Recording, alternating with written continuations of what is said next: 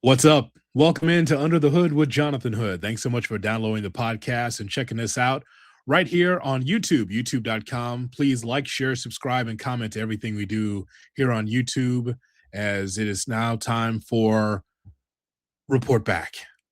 Yes, it is. With Charles is with us. I'm with you. We're right before the Cubs and White Sox game. Report Back with J Hood and CJ. Make sure you leave your comments right into the old chat. And there he is, ladies and gentlemen.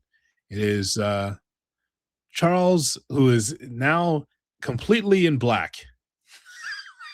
I do not see him all of a sudden, but you're going to have to come in and come out again, Charles, because I do not see you all of a sudden, even though you're right there in the mix. But we're so glad that you're with us here. Please leave your comments about what we are going to have, because it is a special day in Chicago. And the reason why is because the rivalry is back. It is the Chicago Cubs against the Chicago White Sox, and I cannot wait. The first of a 3-game series taking place at the friendly confines of Wrigley Field, and it's going to be a lot of fun.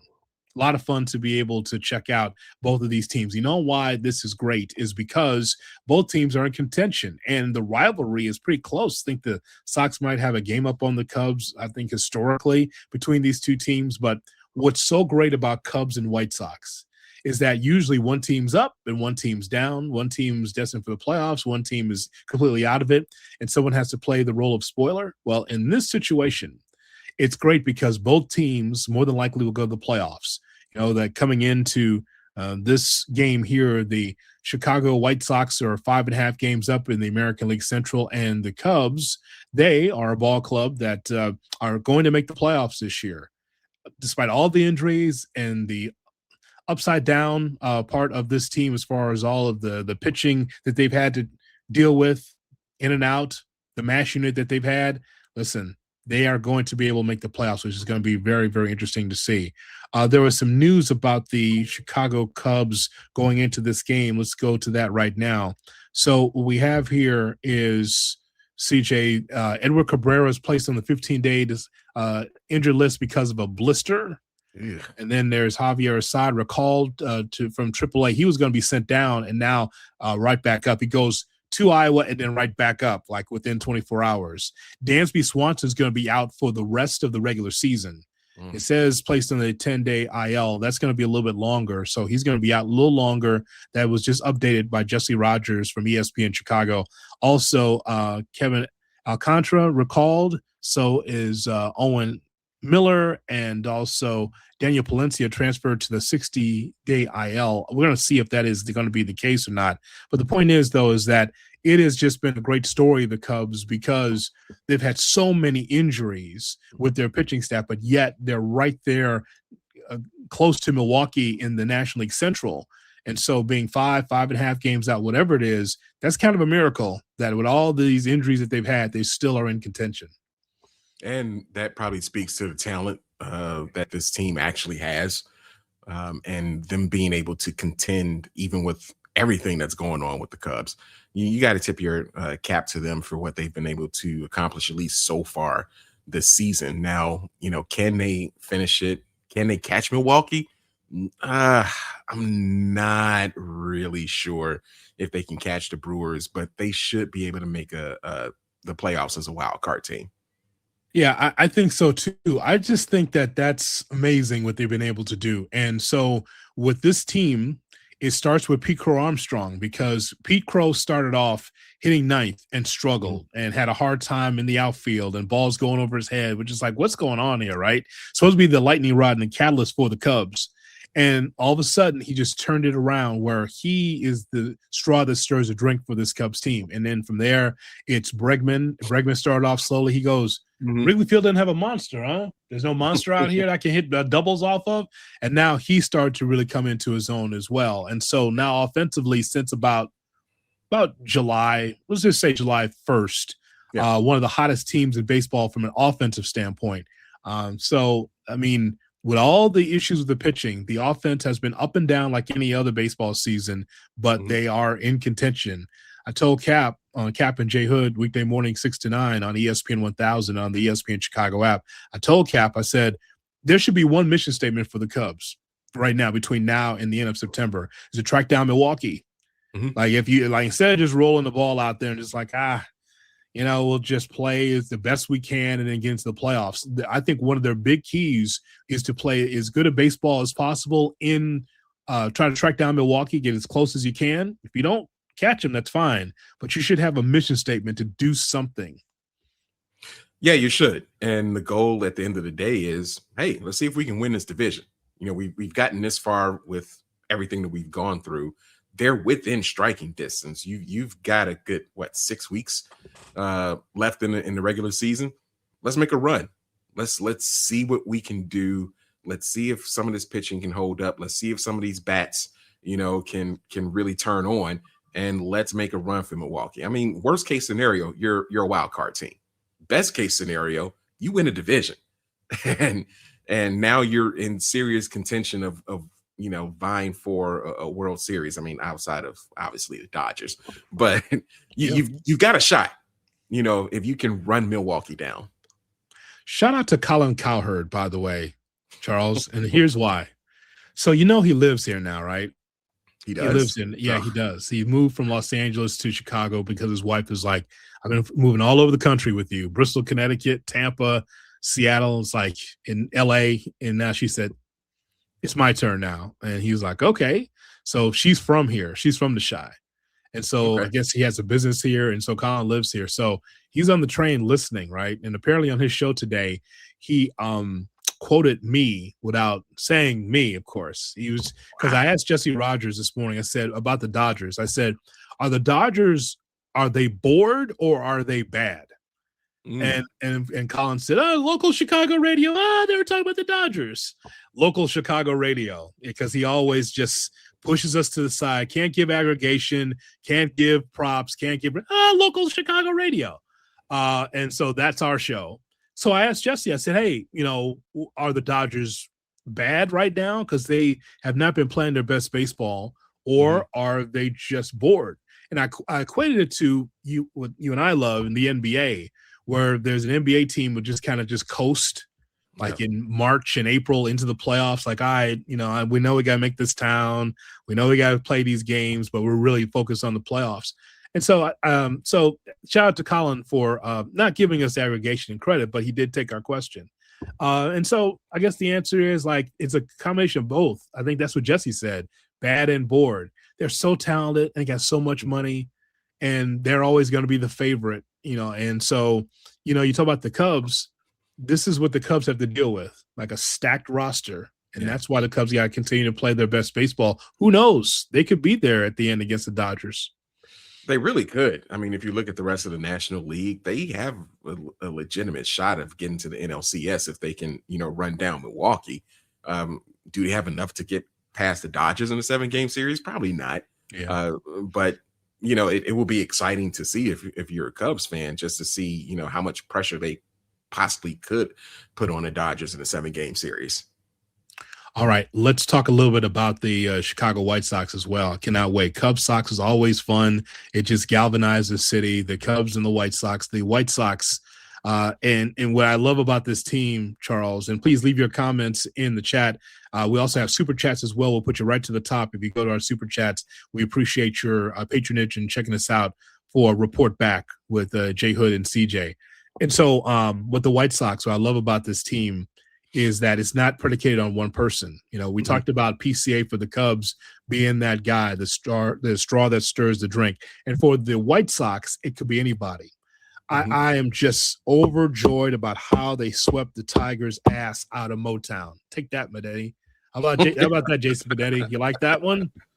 How about that? So what I liked about the team is that it could be Murakami, and it could be Vargas, and it could be one of the Montgomery brothers, and it could be Antonacci, it could be Romo, it could be anybody. So on a day in which Sean Burke did not pitch well, the Sox offense came to play, and they came from behind and won that game against the Tigers on Sunday. Now here we are, a sweep against the Tigers, and that's a far cry from Father's Day weekend, because Father's Day weekend, the Tigers swept the White Sox. And so you see the growth there. So what are your thoughts on where the Sox are first place and actually not looking over their shoulder right now? Oh no, they put some distance between themselves and the second place team. So yeah, it's really about them finishing, what they started. They're with 7 games over 500 with, like I said, 6 weeks to play.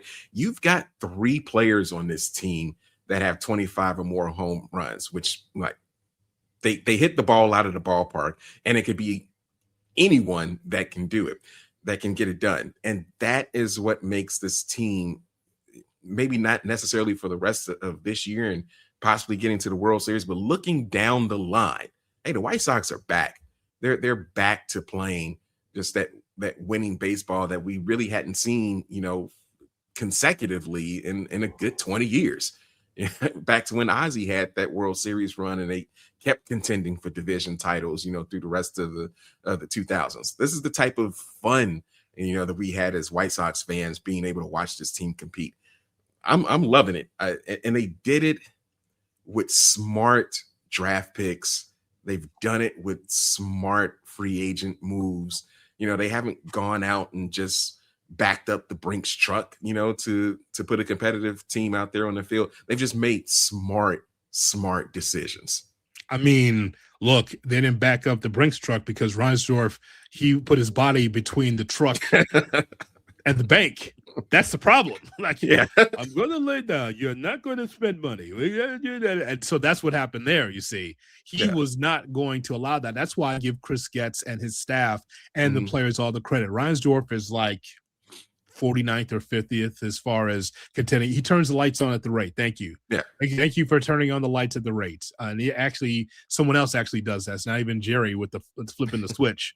Yeah. He's last on that list for me because Chris Getz said, oh, so I can't shop at the Whole Foods. We'll just have to go to the Aldi. Anybody got a quarter for my cart? That's what it was, man. Yeah. Yeah. CJ, see, I just want everyone to know CJ doesn't get that because oh no, I got that Aldi reference. He doesn't shop at Aldi. No, we definitely Aldi shop at Aldi. Where he is. No, there's definitely an Aldi's, like right near the house. Okay, less than 5 minutes. Okay, but no, you're absolutely right though. Smart trades, smart draft picks, smart free agent acquisitions. They have really put something together. This is a team that's going to be fun to watch if they can keep it together, barring injuries, for years to come. I'm loving what Chris Getz and the team has done with the White Sox. You as a Sox fan, long suffering, not terribly long suffering because we have won a championship in this century, but that 20 years is starting to feel like 40. Especially how the team has performed over the last couple of years. It's good to see them back to playing competitive baseball. I want this White Sox team. And first of all, I love that the Cubs and Sox are both competitive because it gives us extra stuff to talk about beside the Bears. And we'll get to the Bears in just a moment here on a Report Back with Jay Hood and CJ. So I like that there's two teams in contention because it gives us more to talk about. And also it tells a story, right? The team that spends a lot of money, let's not put the Cubs in the poorhouse now. They're part of the evil empire. Like, they're not the Dodgers, but I mean, over the years, you've heard me talk about the evil empire and how people recoil at the fact that teams spend so much money. Oh, they spend so much money, Well, you know what? The Cubs spent a lot of money. They wanted to make sure they got starting pitching, and they want to get Bregman on the team. And so that cost along with what they have. So they're in that top 10, top 11 in spending. And then on the other side, here's 35th and Vec pulling up with kids, right? With kids, low payroll, and again, I love the fact that we're going to see here in the postseason, well, who wins out? Who's going to win this thing? Is it the team that's the try-hard team that they have no idea what they're doing? They're just playing baseball, having fun, or the veteran-laden team, the Cubs, that spent a lot of money, that they have now that they're healthier, they're stacked with pitching, they have enough hitting to be able to get through at least to the National League pennant, at least you would think, because from my standpoint, it's pennant or bust for the Cubs. How many times are you going to try to go after this thing and then still can't get through Milwaukee? That's a lot of Bears, Packers parallels to Cubs and the Brewers, a lot. because the Brewers are the bugaboo right now. The Brewers, smaller market, doesn't spend a lot of money, not there in free agency, and look what they're doing. Like, they continue to reign in the National League Central. On the other side, here's the White Sox pushing down Detroit, pushing down Cleveland, pushing down Minnesota, and just playing free and just playing loose and having fun. 20-year-olds getting it done. So I love the dichotomy of what we're seeing here. Now, I'll ask you this. Who needs this series more?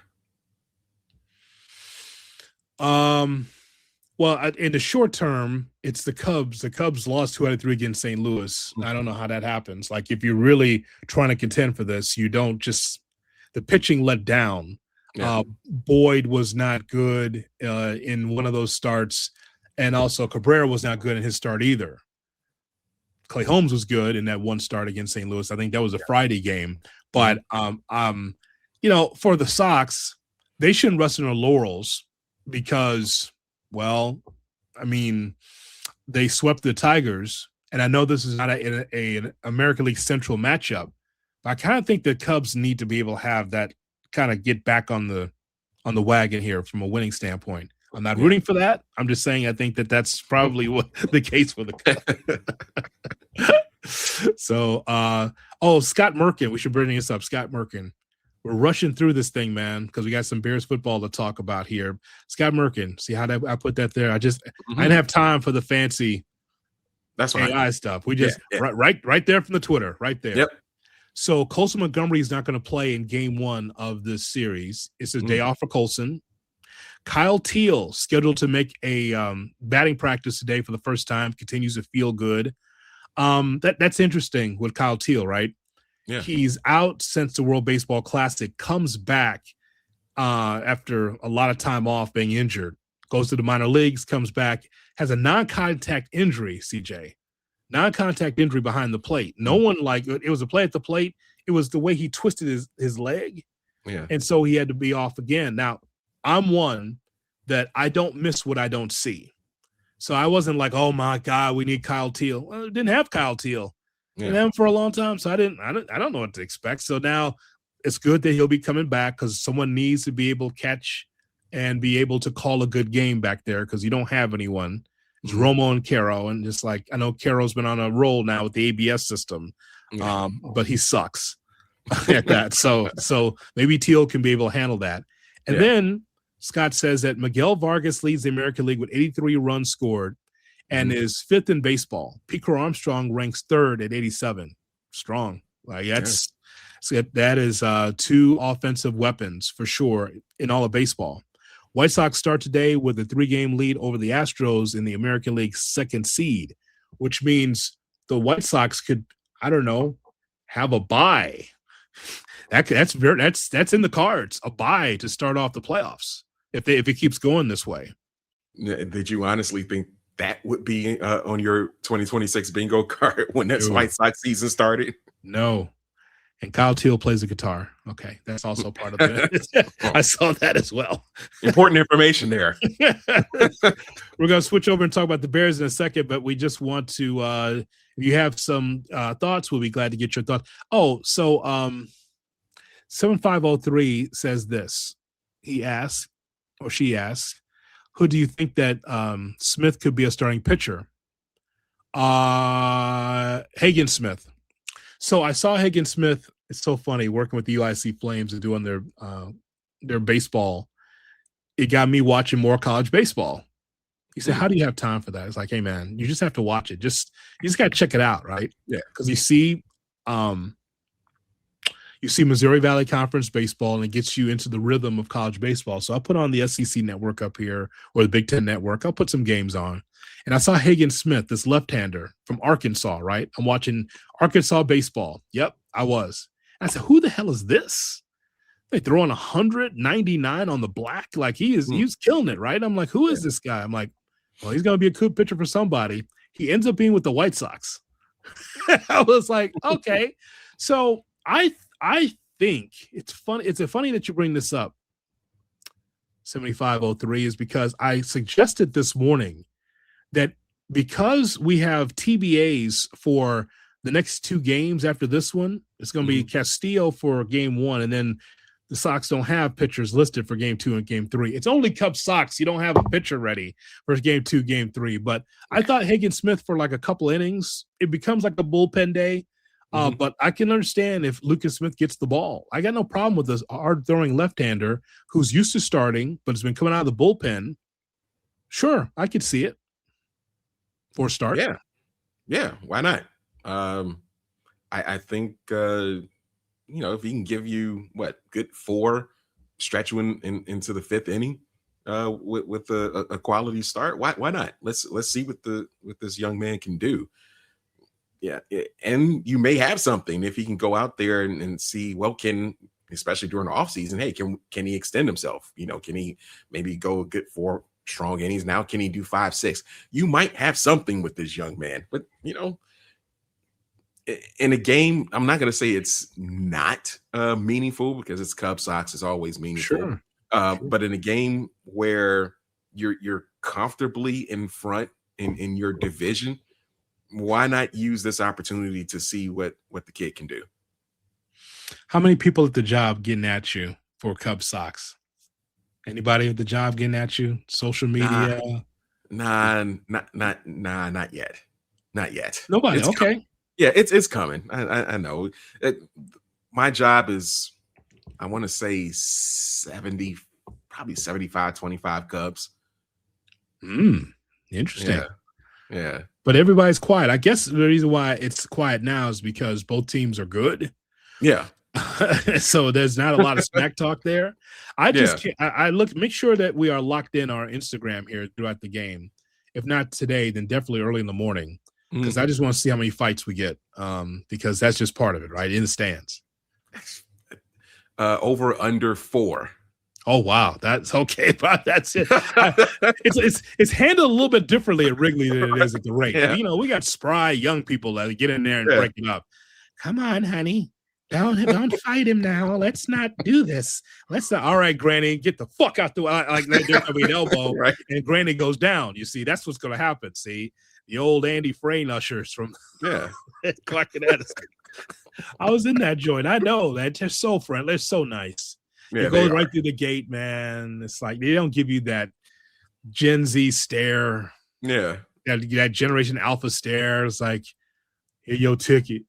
And they don't do that like at the rate, just like and like when you get on the concourse, it's a lot friendlier. But like at the gate, those dudes been standing there all day, just like, hey man, let me just get your ticket. Let me just get you up out of here, that kind of thing. But like up north, though, man, it's like they've been there for like 80 years. They've been taking tickets for 80 years. All right, honey. Could you imagine what that's like? Like it's gonna be a fight right there, like one of the sections, and just like, all right, now please, or the old timer. Now listen here, now be careful. Hang on. Yeah, hang on. Let's break it up out there. Come on. Let's not do that. Don't do that. What are you, Jack Johnson? What are you doing out there? Like it's a different vibe. Hey, Clark and Edison. So I wouldn't be fighting nobody, but I'm sure they will get that because Cubs and Sox fans are so into their teams. Yeah.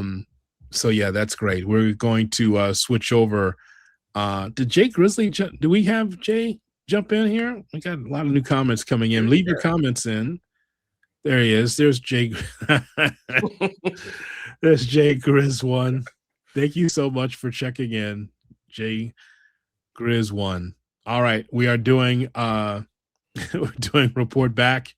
Boom, right there. Right there. Charles, where can people find you on social? You can find me TikTok, Threads, Instagram, CTJ14, YouTube, all the good spots where you can find me. Talking all kinds of things. Bears, Bulls, wrestling, current events, all the good stuff. Culture. And by the way, our podcast is NABJ approved. Thumbs up. Give him a thumbs up, Charles. That's right. Hey, thumbs up. Yeah, we have been approved. Yeah, I don't need that smoke from Stephen A. trying to blast us on his show. He and I are cool. We're fine. Yeah. We're fine. So leave your comments in as we switch over and talk about the Chicago Bears. The Chicago Bears, by the way, what is going on here? This is at the game against Cleveland. If you're watching on YouTube, on the scoreboard while the Bears are beating up the Browns, it says under the hood. I think that's copyright infringement. I think it is. You see that, right? Brought to Yeah. you by Geico. Now, hang on a second. That ain't right. I think you need to look into this, sir, because Yeah. that's not good. That's not cool. My dude, Pastor Lawson from Victory Church, sent me that. And he said, hey, man, I think you need to make a phone call because that ain't right. So under the hood right there at the Bears game. That was awesome. But the blue and orange, the Chicago Bears, man, let me tell you. So here's how I look at it. And some will just like push to the side like, it's preseason football. We don't get the chance to see the starters, all that. Can I just tell you, there's friends of mine in other markets that are sweating out preseason because they have no idea what their team is. One of them is my friends at ESPN Cleveland. They have no idea what this is with Deshaun Watson and Shedeur Sanders. You and I and a lot of Bears fans have been immersed in this nonsense of like, who's the quarterback going to be and who's going to be, who's going to be on the defensive line and who's going to, whether or not the coach is going to lose his job and all this stuff. We have been through the muck and the mire of this nonsense. I look at preseason like this. I look at the battles for the second and third team. I look for whether or not the team's disciplined, whether or not they're healthy or not. And so that's a thumbs up. Like, you ain't got to watch all four quarters. But the point is, though, is that when I watch Bears football, you can push it to the side like, I don't see Caleb's on it. No, the team had 2 penalties in the first preseason game, 2. And they shut out the Browns in the second half. So I'm not saying that that's a Super Bowl team that we saw out there at Soldier Field for the Bears, but I look for the positives more so than it's just preseason. And we saw quite a few positives in that preseason game. The defense, especially more so in the second half, was really able to get pressure. Shedeur had a rough go out there in the second half once he got into the game. The other thing that I really like to see, especially given the circumstances with Kyle Monangai, was the reemergence of Roschon Johnson. That young man was running with purpose, like the rent was due. I mean, that's how Roschon was running out there. It was good to see him because obviously we didn't see a lot of him, last year, whether it was due to injuries or, Kyle Monangai really making his presence felt with the team. But seeing him out there, doing his thing, running hard, just giving you north-south type of running is a welcome sight. I think that's right. What happened with Kyle Monangai was unfortunate. Yeah. So this is in practice for those that missed it on Sunday. Kyle Monangai, and there's no pads. This is for the guys that did not play in the Saturday game against the Browns. And you had a defensive player, a veteran defensive player that should know better, Grady Jarrett, who went at the knee of Kyle Monangai. And it's like he stood over him just like, I'm sorry, man. Sorry. Like, but it's the instinct, right? Like you don't think to pull up. And he made a mistake and pulled up. It wasn't very smart by Grady Jarrett, but the aggressiveness is there. But you don't want to do that to your own teammate, let alone not in pads. He wasn't protected. It was weird. Yeah, it was unfortunate. Like you said, it's not smart. And one of your key weapons on offense is now expected to miss multiple weeks. I'm pretty sure he's not going to be there for the start of the regular season and may miss a few games. Hopefully, surgery won't be needed, but I'm sure that the further doctor's reports will kind of give a conclusive, analysis of what needs to be done. Having said that, hey, look, I don't need to see Caleb. Yeah, I know people are like, well, you should get reps. Why? We know what Caleb can do, and Ben Johnson obviously is comfortable enough that he doesn't need to see Caleb a lot or at all during this preseason because of what he's already seen during training camp. Caleb's ready to go. He's ready for the season to start. He has, I think the tools that he needs to really have as if last year wasn't a breakout season, like a real true breakout season. We're talking well over 4,000 yards for him this year. Ben Johnson really loves this kid. He seems to have complete control of the offense and what he wants to do, who his weapons are, how he likes to get his weapons into the spots where he needs them to. And when you start talking about his weapons, whether it's Roma Dunze or whether it's Luther Burton or your trilogy of tight ends now that you can throw to, he's got pretty much every single thing he needs to, man, possibly give the Bears back-to-back division titles this year. We've gone 30 minutes and gone ad-free, if you've noticed. No ads until now. We have to talk about the merchandise that we have for Under the Hood with Jonathan Hood. As you're watching this right now, make sure that you like this video. I see a lot of you in here. Make sure that you like, share, subscribe, comment, everything we do here. We have got merchandise available to you right now. We have a summer sale that's ending, I think, at the end of September, somewhere in there. So we have got T-shirts. We've got hoodies as well. And so check out our merchandise. The link is in the bio. And by the way, Charles Taylor himself has got the Under the Hood hoodie. Damn, because right there. Because his wife put him in the basement, so it's a little chilly down there. so that's why he's wearing a hoodie in August, folks. Is because he's being mistreated. Well, let's not do that. She's listening.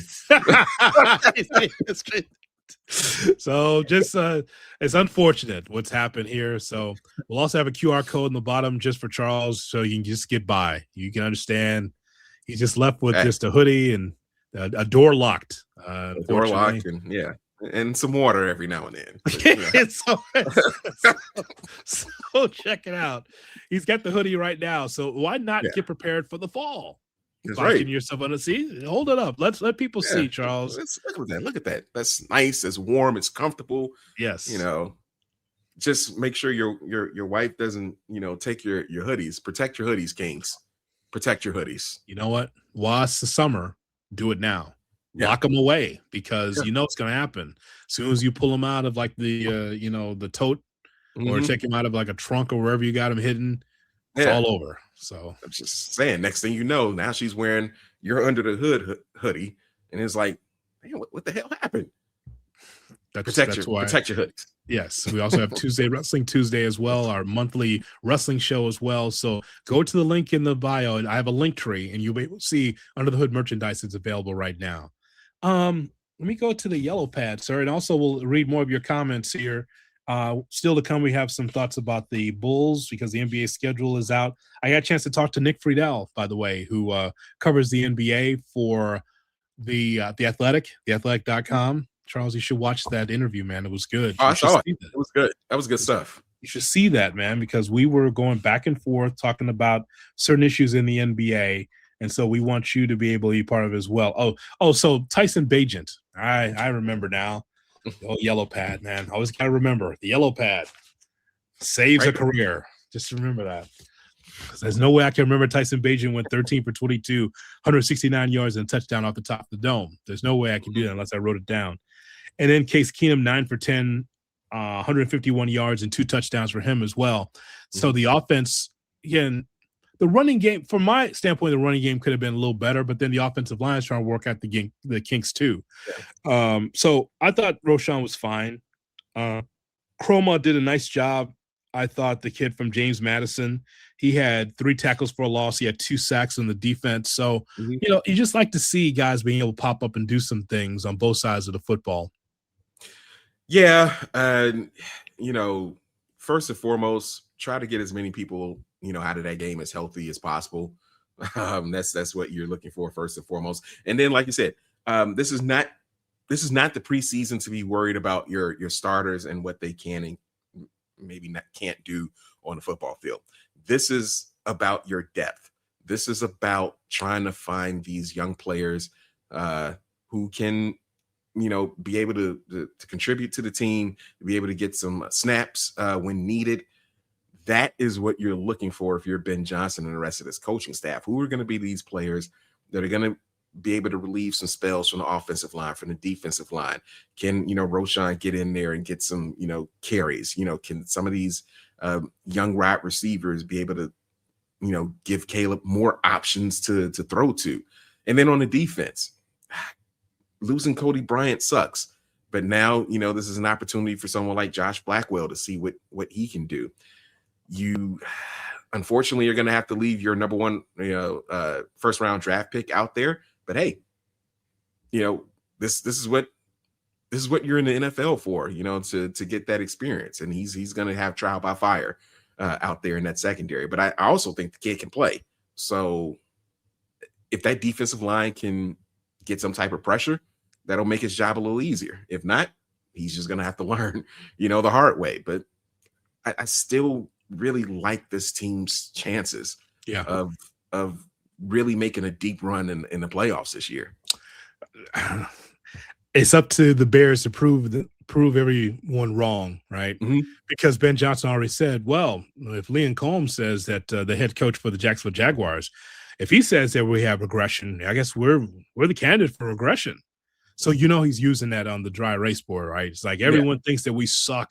Everyone thinks that we're going to be going backwards like Washington and going backwards like Green Bay and goes.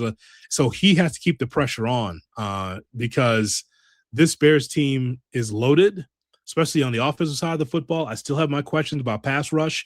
The injuries in the secondary are a question mark, but it doesn't mean that the Bears are broken. They're not broken because you still have a lot of great parts. Cricket Commish, who's a big supporter of Under the Hood, says, I hear my friends on one hand bash the Bears training staff for Kyler Gordon, but then applaud them for Ozzie Trapillo coming back sooner than expected. Well, okay, so let's talk about both things. Yeah. So first, clearly, Ozzie Trapillo has gone to Benny Hinn, and he's put the miracle water on that knee, on that leg, right? Clearly, in an all-white suit, Benny Hinn on Channel 38 back in the day would just make sure that people will be blessed, right? I mean, all of a sudden, because people just jump out the wheelchair, just putting the hands on, just healed. Just all of a sudden, because that dude is not supposed to be practicing without a brace. Are you kidding me? And he's a big dude, man. Like I saw him in person last year, and I'm just like, oh my God, it's you think he's big on TV? You just in person, and so for him to be practicing without a brace, CJ. It's like, wow. Now, here's the thing. I want to make sure it's clear. Ozzie Trapillo is not the elixir from the jump to be the answer at left tackle for the next 10 years because he still has to learn position too. Remember, this is a naturally right tackle. It don't mean that he can't play left tackle, but the point is that when we look at all of these choices, Braxton Jones, Karan Amagaji, Wills Jr., Braxton Jones is going to start the season. Will he end the season? I don't know because that's up to Trapillo. Amagaji is not the answer. I'm here to tell you right now. Like the kid from Yale, it's not it. I've seen it. Yeah. Seen it in practice. It's just not. That's not the answer. And then Wills played. I guess you could say he played the best at left tackle. That's not saying a lot. He gave up a sack too, but still, I think he played the best at left tackle. So it wasn't horrible. It wasn't great either. But just great to see Trapillo up on his feet and can move around. I guess that's my point. Yeah, no, that's when I saw the news, I was like, he's back? How? Like we were expecting this dude to miss most, if not all of 2026. It was like it just looked bad when he went down with the injury. So for him to be back now, again without, it's amazing. So I think he does start the season behind Braxton Jones. I think Braxton Jones is your game one starter. Just out of him being serviceable. At his spot and kind of knowing the offense. I think probably by the midway point, if Trapillo's 100% healthy, there's your starter at left tackle. But like you said, he still has a lot of learning to do.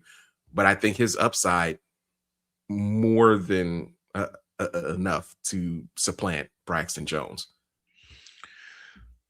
You were telling me that if Ahmed, who had a touchdown in the game, by the way. So if I look at this, go back to my notes, I know they got into the end zone. If he has any special teams value, then Roshan Johnson's days might be numbered in Chicago. If Britton Brown is better than Roshan Johnson, then yeah.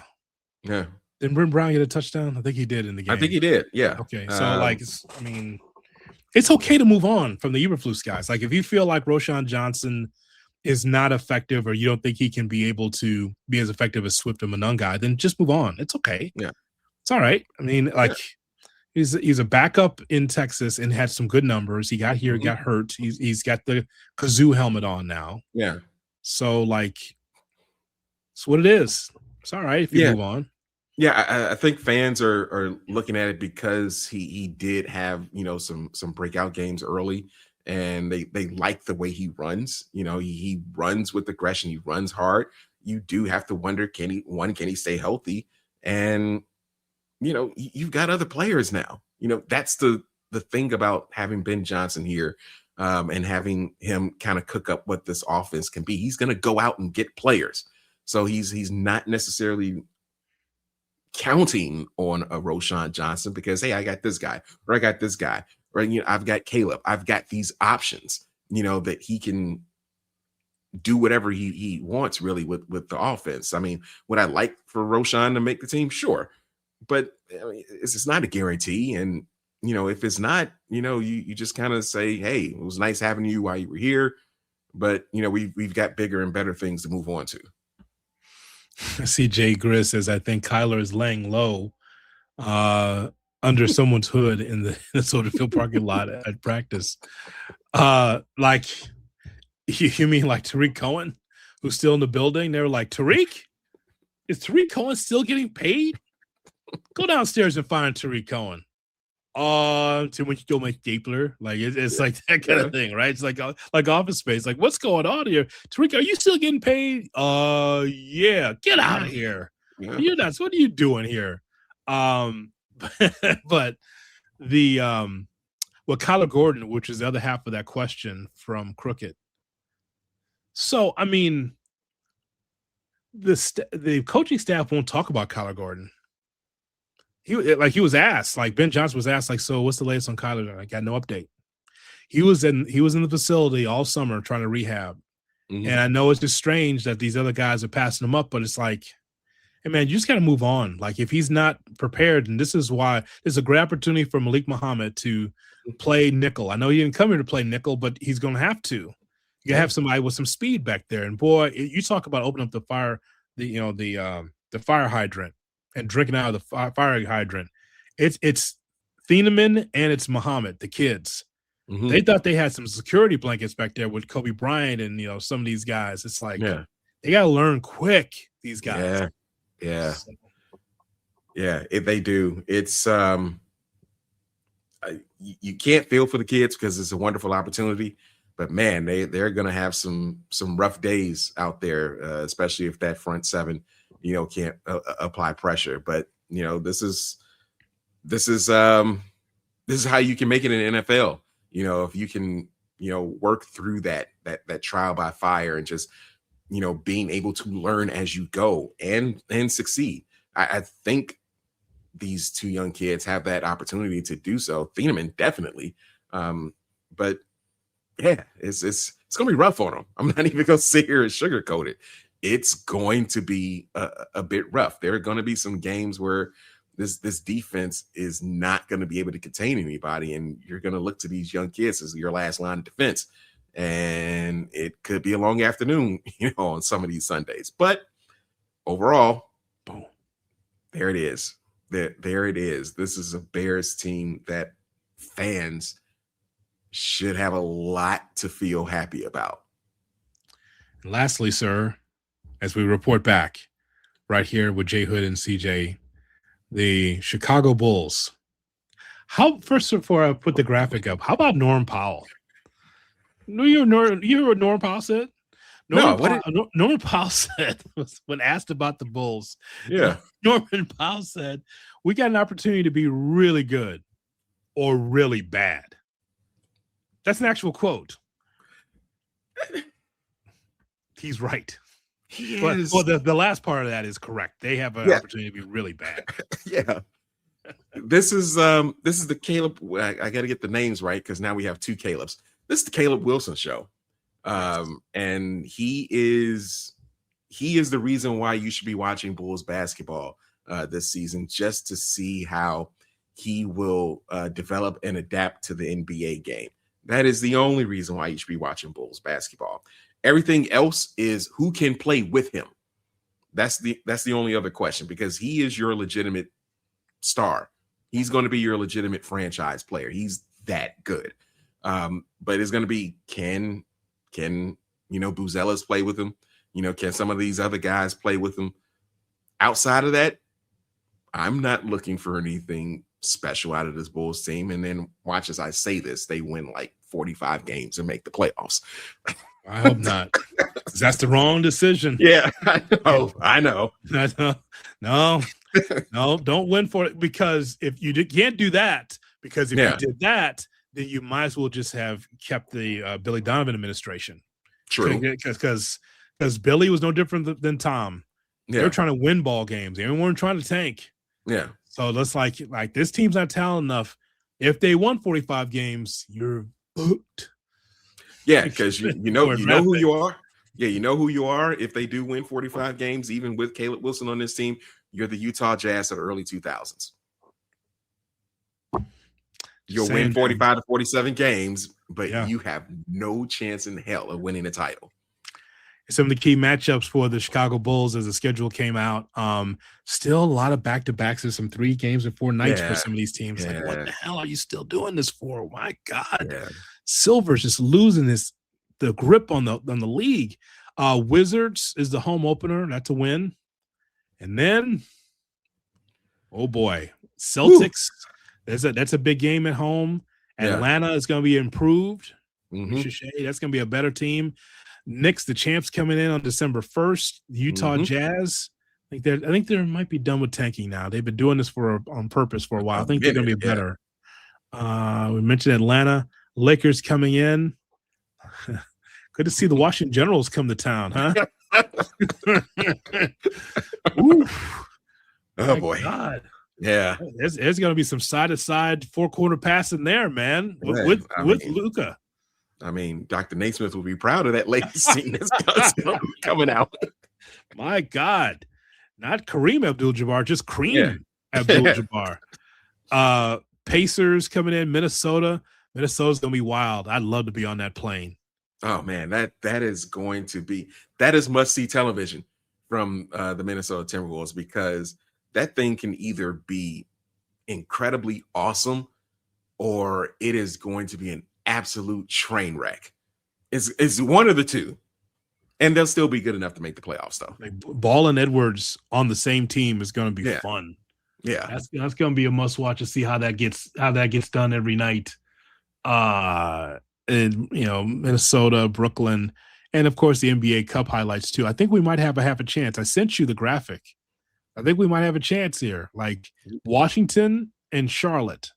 Celtics and Hawks, I can't help you, but there might be a chance for the Bulls in the Cup. They could actually, do a little something in the NBA Cup. But it's going to be a long season. It's a long 82 games. But the thing, as a Bulls fan, you need to take solace in Caleb Wilson. Yeah, that take solace in watching this young man really do some special things out there on the basketball court. Like Rookie of the Year candidate. Immediately. Yeah. Like he should be in that conversation. Staying healthy. Yes, he should definitely be in that conversation. Do you have any thoughts about the LA Lakers? They see the Buss family is completely out of the Lakers. That came across this afternoon. They sold their interest, and so no more Buss. All I can think about is that show, man, that we saw about the Lakers with the Showtime. Showtime, yeah. Magic just banging anything that moved. That was amazing.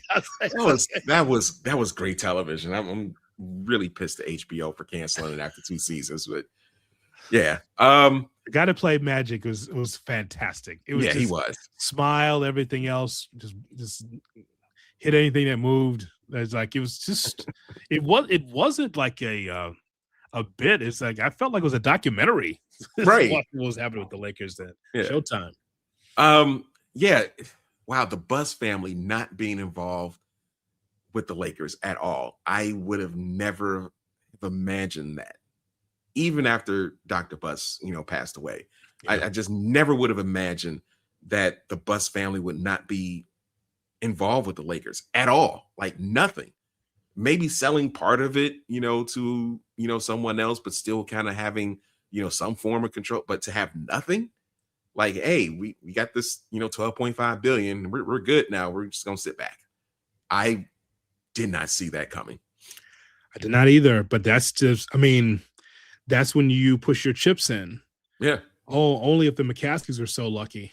Ugh. If somebody wants to buy the Bears, right? And they just like, Yeah. hey, every one of you McCaskies, we're paying all you guys off because that's their only business of the Bears. They're not into the spirits like Rocky Wirtz was or the Wirtz family. At least they had liquor, like as a backup plan. Like the McCaskies out, they don't have like real estate or anything. This is why when we get to the stadium conversation, it's like, well, we can't privately own the stadium because we don't have any money. Well, how? You've been holding the Bears forever. Like, no, we don't have any liquid cash.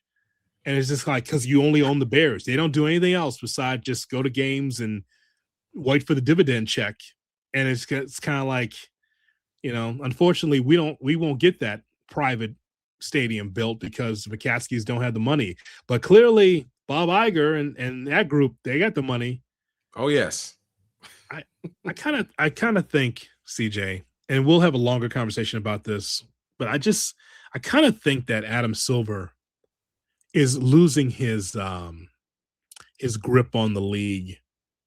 And I talked to Nick Friedel about this. Go back and check out our thoughts. Nick and I had a long conversation about this, like trust in the league, right? There's a lot of stuff that David Stern would not allow, as you well know. Under like, Jordan's suspension with a wink, just like that, your retirement, come back, that kind of thing, and just like Chris Paul deal. For basketball reasons, we will not allow the deal to happen. Just there's certain things I'm watching, like in the middle of the night, all of a sudden the Lakers are just owned. They're just have new owners, and one of them is the former head of Disney, Bob Iger. Right. The other is the brother to the son-in-law of the president of the United States. Like that happened. This is. Not sure what Adam Silver's doing. There's just a lot of things that you're scratching your heads. Let's just the whole rollout of the season and so many teams, like you said, having back-to-backs, 3 and 4s. What is going on? And then other teams are crying because certain teams don't have these problems of so many back-to-backs and 3 and 4s, but we do, and it's just like. You don't have a group of like mad scientists sitting in a room somewhere to kind of evenly plan out the NBA season. Like he is beginning to lose his grip. And, I wonder, are we going to get to the point where whether it's the owners or the Players Association, we might have a vote of no confidence against this guy. I think it's fair, but here's the thing: from the player standpoint, it's cool. It's cool because it's 51-50 players. It's the most even that is in sports. Like as far as revenue and the agreements that the players and the owners that like. I know the owners would like to have a little bit more power, kind of like the NFL. But for the player standpoint, everything's good. I just think the aesthetics is a problem in this league. Like where are you going in the future? You're making Rob Manfred look like Pete Rozelle. You really are. Like all the innovations of baseball, right? ABS test and like the shorter games. And if you believe in TV ratings up, interest is up, even though they're smack dab ready for a strike here. That's not good. But despite Rob Manfred, not being able to pronounce the number one draft pick's name, Chalewski, Rack Chalewski, he's a boob. Yeah, he's a boob, but his sport is thriving. Yeah. His sport's got a lot of parity in it. It's the Dodgers and everyone else, but it's like you got some parity now. And so, but the NBA, as much as you and I love the league, there's just problems that need to be solved. Like, why do I turn on a game, Charles, in the season, and I see two teams that are unrecognizable from a uniform standpoint? You ever dealt with that? You ever put on a game like I know you watch every Bulls game, but there's other games like on Amazon. You turn it on, Yeah. it's like, why are the Celtics dressed in pink? Yeah. Why are the Heat in blue? Like what is going? Like you have to like lock in and say like who are these teams and who are these players? Mm-hmm. Like there's a lot that's not aesthetically pleasing about the league lately. So Yeah, I don't know. It's not. I mean, everyone and their mother has had discussions about load management, just the style of the game and how it's the contrasting styles that we were used to, back in the 80s and 90s. You had your Showtime Lakers, you had your teams that are more defensive minded, teams with big centers. So you always had that, inside out type of flow. Just about everything now is, you're running up and down the floor, and it does look exciting. Yeah. But it's like, penetration, kick out three, fast break, move to the open player three, or, someone goes in, for a dunk or anything like that. I mean, when you have guys like DeMar DeRozan, professional basketball players, Yes. that can't find roster spots, like that's wild to me. But this is the NBA that we're in now. It's a lot of run and gun, a lot of 3-and-Ds, and it's just I think it's turning some of the fans off, because you're seeing the same type of thing, because the analytics tell you have to shoot a certain number of 3-pointers in a game to be competitive. And I think the variety, the different types of matchups is what made the NBA so fun. And now there's just not a lot of that right now. It was tolerable when you and I were growing up watching the Bulls go out west, because it was always fun. Stay up late. Mom got to stay up late. I know you got to go to school, but the Bulls are playing the Clippers, or Bulls are playing the Lakers, or Bulls playing Golden State. Mm-hmm. And so and I'll end this way. So rest in peace, Don Nelson, who made the game fun, right? Mm-hmm. We talk about all these threes now. That's all they were shooting. Like you had Run TMZ, you had Tim Hardaway, you had Chris Mullin, you had Mitch Richmond. Remember that? Mm-hmm. Yeah. You had 3 guards, 3 small forward. Chris Mullin played like a guard, so like a big guard, right? But you had 3 guards on the floor. And it was so different, that basketball, right? Because everyone had the traditional little man, a shooting guard, small forward, power forward, big thumper in the middle, right? Yeah. Don Nelson's like, no, I just want the best players out there. And I know he just passed away recently, but Don was an innovator in the game. He was the first one to put a point forward in a lineup. Mm-hmm. Like we saw Scotty bring the ball up a lot, like when he was like, no, like he was the one. That's why when you turn on Golden State, it was so unusual, right? Yeah, you saw Manu Bol shooting threes. Yeah, that was the thing. I remember seeing that. Like, what is this guy who's 7'7" shooting threes? They'd go in. Mm-hmm. So Don made the game fun. He just said, "Let me get my best 5 guys." And one night, we're just going to have a 6'3" guy on a big. It's like, okay, we're just going to give it up on the big end, and we just got to get back fast and score on the other end, right? But like that's when the game had a unique feel to it. Now it's the Wild West. Yeah, because of analytics, though. That's the reason. So, well, Charles, I know that dinner is waiting for you. I know that she's going to, Mrs. CJ is going to slide it underneath the door for you. So, yeah, it's just like the warden. Yeah, here's your dinner. It's a little Dinty Moore. Yeah, just slide it underneath. Yeah. It's in a big silver cup, just. I understand, man. Same way here. Yeah. Same way here.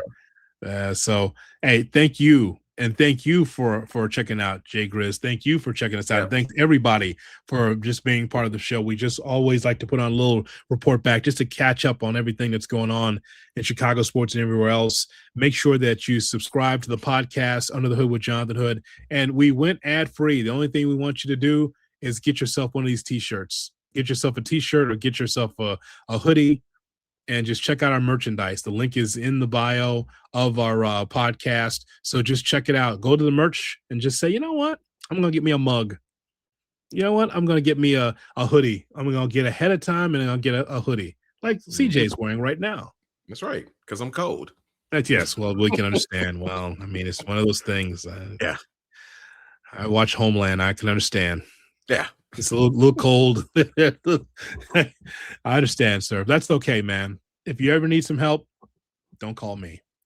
All right. So for Charles Taylor, it's Jonathan Hood. This has been Report Back right here on Under the Hood with Jonathan Hood. We'll talk to you next time. So long, everybody.